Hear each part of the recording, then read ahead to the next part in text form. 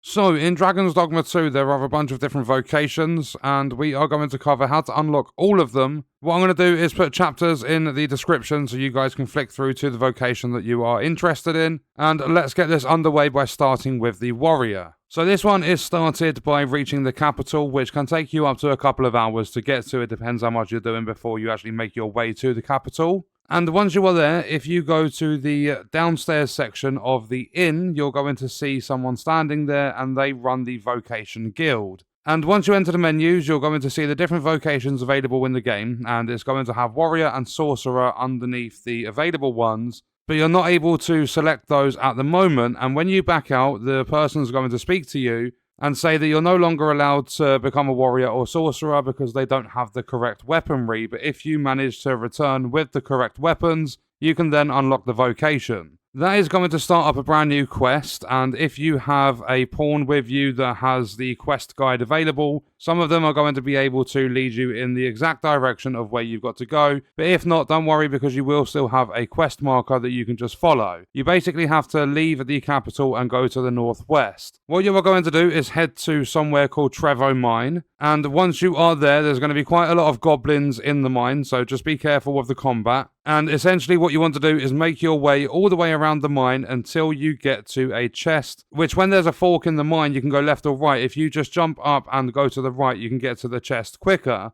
And inside this chest is going to be a two-handed greatsword. Then once you have the greatsword on you, if you just make your way back to the capital and you speak to the person at the Vocation Guild again, you are going to hand in this greatsword and unlock the ability to choose the warrior as your vocation. So now we have our hands on the warrior, let's jump into the next vocation. And next up is going to be the Sorcerer vocation. So what you have to do to get your hands on the Sorcerer is start off in the game and make your way down to the capital, which is going to take up to a couple of hours. It all depends on what you are doing before you make your way to the capital. But once you are there, go to the Vocation Guild and you are going to talk to the person there. Once you have backed out of the vocation menu, the person's going to tell you that they cannot let you become a sorcerer or warrior because they don't have any more weapons. And that is when you are going to be given a quest to go and grab a staff and a greatsword. So it's exactly the same way you get the warrior, except it's a little bit of a different location. Like it's in the same location,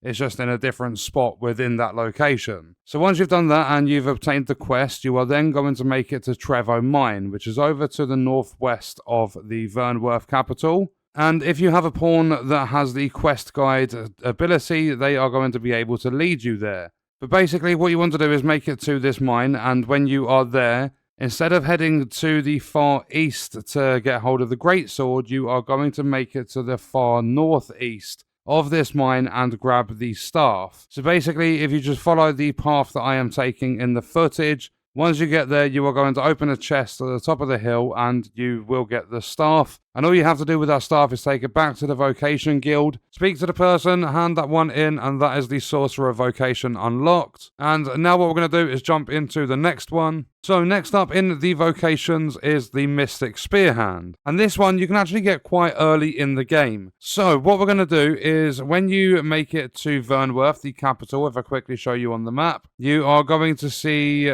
Vernworth is here. So you're going to start right up here at the top at the start of the game. You're going to make it down to Vernworth. And once you're here, you're going to have a mission chain. And one of your missions is to speak to someone inside the inn or the tavern, which is up here. And I apologize for the frame rate. But once you're up here, you can either talk to this person and pass time, or you can come out here and you can doze off when you are sitting down. When it's nighttime, you're going to speak to this person. Now, what they're going to do is they're going to have a bunch of different quests for you to be able to take on. And once you have completed one quest with this person, if you leave this tavern, so make sure you've completed the first quest, then when you have completed that quest, if you make it down here, we're going to follow this all the way around to the right.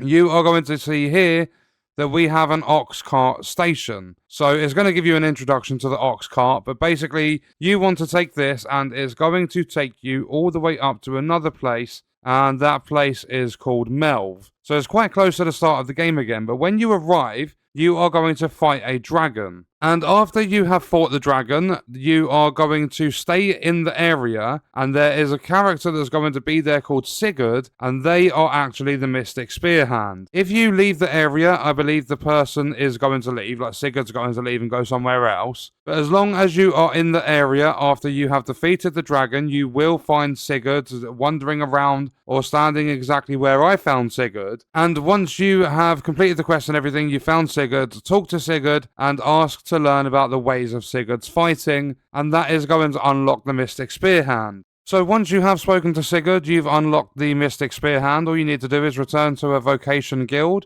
There's one in Melv and there's one in the capital. And all you've got to do is go to change vocation and you are going to see Mystic Spearhand. And this vocation is completely different to the warrior and sorcerer, because if you have a look at the description, only the Arisen can excel at this vocation. If we go along to my main pawn, you'll see that I cannot unlock the Mystic Spearhand. It's only for your main character. So that's exactly how you get your hands on the Mystic Spearhand vocation, and let's jump into the next one. So next up in the list of vocations is going to be the Trickster. Now this one is really simple. Basically, when you are in Vernworth, which you can see on screen now, the main capital of the game, it'll take you up to a couple of hours to get there. You are going to eventually start speaking to a guy called Bran. You have to be in the tavern at night time to speak to him. He's going to give you all of your quests. And then eventually, after completing a certain amount of quests, he's going to give you a permit that lets you enter Batal. Once he does that, what you need to do is you need to make it from Vernworth all the way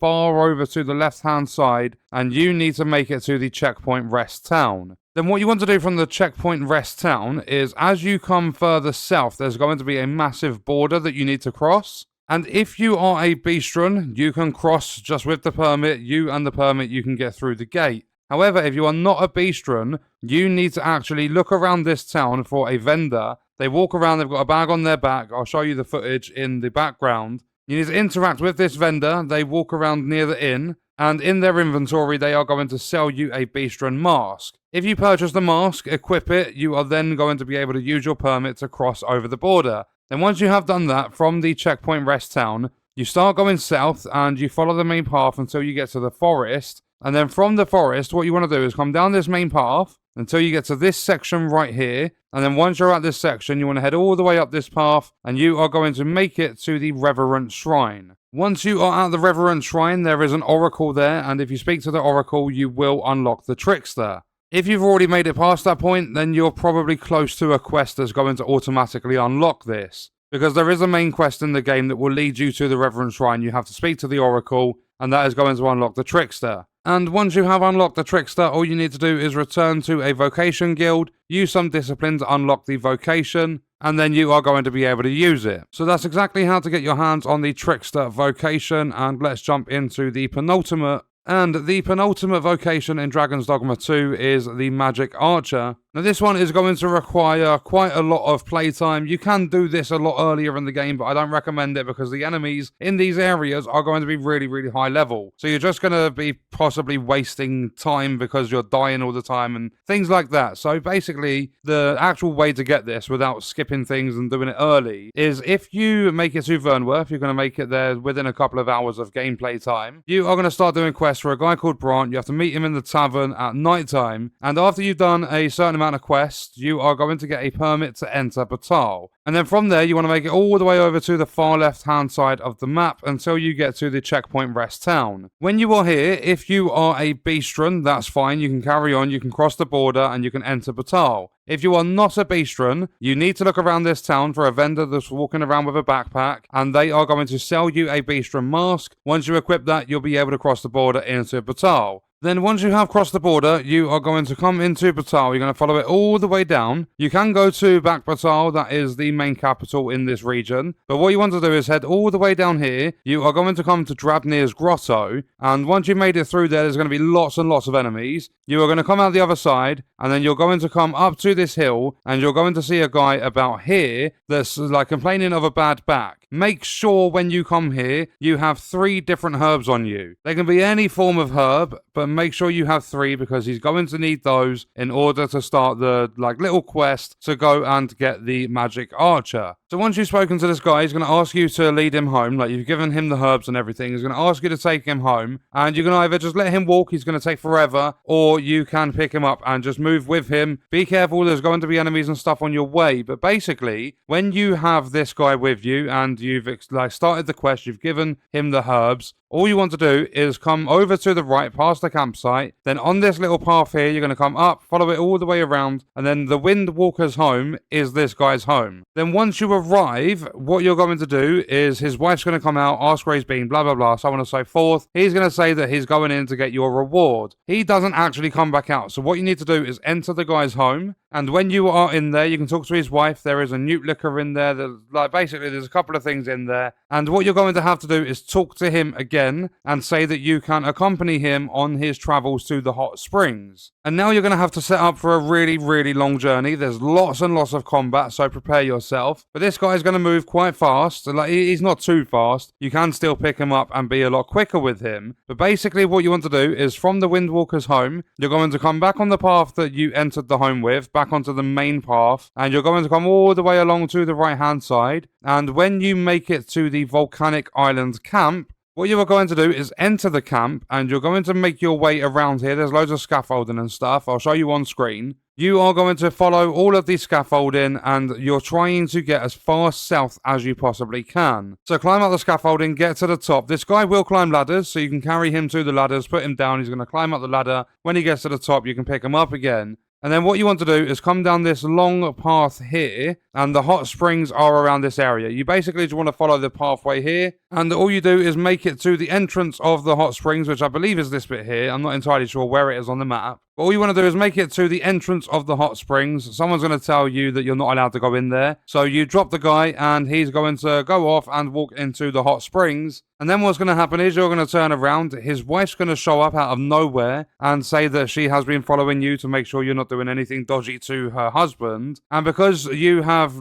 basically helped her and her husband out, she is going to be happy to unlock the Magick Archer Vocation with you. She is also going to give you an item called Spellbow's Paradox. It's a tome that details an exceptional ability. You can basically use it to learn Martyr's Bolt. So all you do once you've unlocked the Magick Archer is go to a Vocation guild. You're going to be able to use Discipline to unlock it, and then you can equip it and use the Vocation for yourself. So that is exactly how to unlock the Magick Archer Vocation in Dragons Dogma 2. Now let's jump into the final one. And the final Vocation in Dragons Dogma 2 is none other than the Warfarer. If you have unlocked the Magick Archer, it's very, very similar to unlock the Warfarer. So what you want to do for this one is make it to Vernworth. It's going to take you up to a couple of hours of game time. And when you are there, you're going to start getting quests from a guy called Brant. You're going to need to meet him in the tavern at night time. And then when you make it far enough into the quests, you are going to get a permit off Brant that lets you enter Batal. And then what you're going to have to do from Vernworth is come all the way to the left-hand side of the map, really, really far along, and you're going to make it to the checkpoint rest town. Once you are here, if you are a Beastron, you can use your permit and get straight into Batal through the border. If you are not Beastron, what you need to do is look around the checkpoint rest town, and you need to find a vendor that's walking around with a bag on their back, and they are going to sell you a Beastron mask that you can then equip and make it through the border with. Then once you have crossed the border, you are going to be in Batal, and you've got to make it all the way down into the main capital, which is known as Back Batal. Then what you're going to do from here, if we go to the local map of this place, is this is just to save time. You can get newt liquor other ways. But what we're going to do is we are going to head all the way up into the residential ward, and we are going to come to Higgs Tavern Stand. Now what you want to do when you are here is you are going to see this little